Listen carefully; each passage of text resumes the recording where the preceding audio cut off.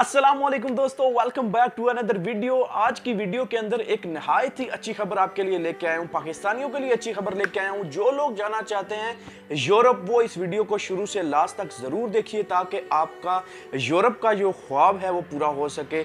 बहुत सारे लोग हमारे यूरोप जाना पसंद करते हैं, जो कि शेंजन वीज़ा होता है, और यूरोप जाके पेपर अप्लाई करना या डॉक्यूमेंट अप्लाई करना या इमिग्रेशन अप्लाई करना, जिससे आपको वहाँ के पासपोर्ट वगैरह मिल जाते हैं।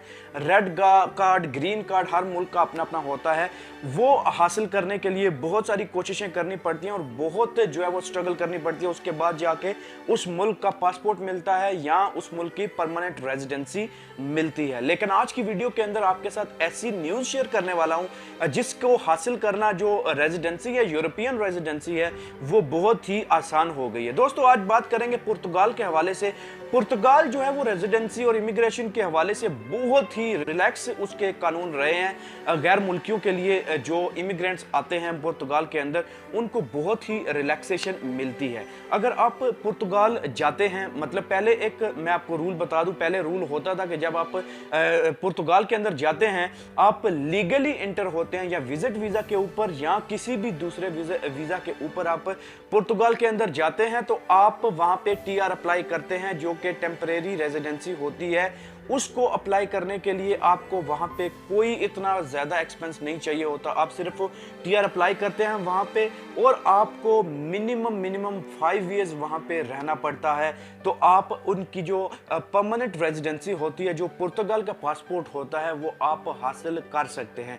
तो जब आपके पास पुर्तगाल का पासपोर्ट हो जाए, पुर्तगाल का पासपोर्ट आ जाता है, उसके बाद आप के लिए वहाँ पे परमानेंट रेजिडेंस लेना बहुत ही आसान हो जाता है। जब आपको वो पुर्तगाल का पासपोर्ट मिल जाता है, तो आप यूरोप के किसी भी कंट्री के अंदर जाके काम कर सकते हैं, वर्क वीजा के ऊपर रह सकते हैं, सैर कर सकते हैं। Any country the Europe you can go and visit and you can go and work in the European country. मतलब स्पेन हो गया, इटली हो गया, फ्रांस, जर्मनी, उसके बाद ये पुर्तगाल और ये जो डेनमार्क, नॉर्वे, ये भी कंट्रीज के अंदर आते हैं। तो आप जब उसका पासपोर्ट ले लेते हैं, आप इजीली उन कंट्रीज के अंदर जा सकते हैं। लेकिन अभी जो रूल चेंज हुआ है, जो नया रूल आया है पुर्तगाल के बारे में, वो ये है कि पहले होता था जो बंदा लीगली एंटर होता है पुर्तगाल के अंदर, उनको जो है वो पासपोर्ट अप्लाई करने के लिए उनको रिलैक्सेशन होती थी, वो लोग पासपोर्ट अप्लाई कर सकते थे। लेकिन अभी ये है कि आप लोग अगर इलीगली भी एंटर हुए हैं पुर्तगाल के अंदर, तो आपके लिए कोई मुश्किलात नहीं, आपके लिए कोई मुश्किल नहीं, आप उसकी परमानेंट रेजिडेंसी अप्लाई कर सकते हैं। ये खबर थी जो मैं आपके साथ शेयर करना चाहता था कि आप अगर इलीगली वहां पे भी रह रहे हैं या इलीगली किसी दूसरी कंट्री से वहां पे एंटर हुए हैं और वहां पे जो है वो आप टीआर अप्लाई करते हैं, तो आपको बेनिफिट दिया जाएगा, आपको वहां पे जो है वो रहने का हक दिया जाएगा। लेकिन उसमें एक शर्त है, आपने वहां पे उस कंट्री के अंदर टैक्स पे करना है। यू हैव टू पे tax for, I mean, you are living there for 3 years, you have to pay tax for 3 years. You are living there for 4 years, you have to pay the tax for 4 years in the Portugal. So when you pay taxes in Portugal, so you have an opportunity to apply for permanent residence. You have an opportunity to apply for passport of पुर्तगाल। तो वहाँ पे आप जब रहेंगे, tax देंगे, वहाँ पे काम करेंगे, आप उनको टैक्स शो करेंगे कि you are a tax payer in Portugal, so you can easily get a Portugal passport after 5 years, 6 years. The duration that they have told us, they have told to immigrants that the 5 years you have to live in the country,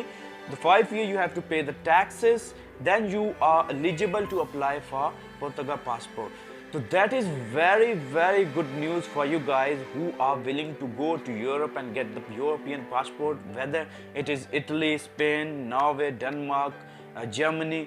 आप किसी भी country के अंदर visit कर सकते हैं, काम कर सकते हैं। अभी तो इंग्लैंड और यूरोपियन यूनियन का भी वो मसला बना हुआ है। कुछ लोग कह रहे हैं कि इंग्लैंड जो है वो यूरोपियन यूनियन से बाहर आ चुका है, he is no more in European Union. लेकिन कुछ लोग कह रहे हैं कि वोट्स जो हैं वो उनके अगेंस्ट चले गए हैं। अभी इंग्लैंड और यूरोपियन यूनियन एक साथ में है, अभी उनका कुछ अलहदा नहीं हुआ है।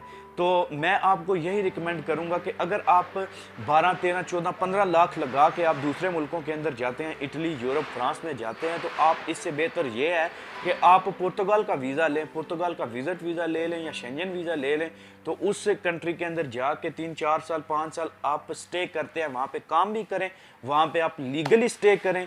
लीगली स्टे करने के बाद आप वहाँ पे उनका पासपोर्ट अप्लाई कर सकते हैं और उनको पासपोर्ट हासिल कर सकते हैं। जब आपको पासपोर्ट मिल जाएगा, आप किसी भी कंट्री के अंदर जाके काम कर सकते हैं, किसी भी कंट्री के अंदर जाके रह सकते हैं। तो दोस्तों, ये एक अच्छी न्यूज़ थी जो मैंने आपके साथ शेयर करनी थी। होपफुली आपने ये न्यूज़ इंजॉय की होगी, आपको अच्छी लगी होगी। अगर वीडियो अच्छी लगी है तो लाइक कीजिए, सब्सक्राइब कीजिए और इस वीडियो को शेयर कीजिए। Thank you very much. God bless.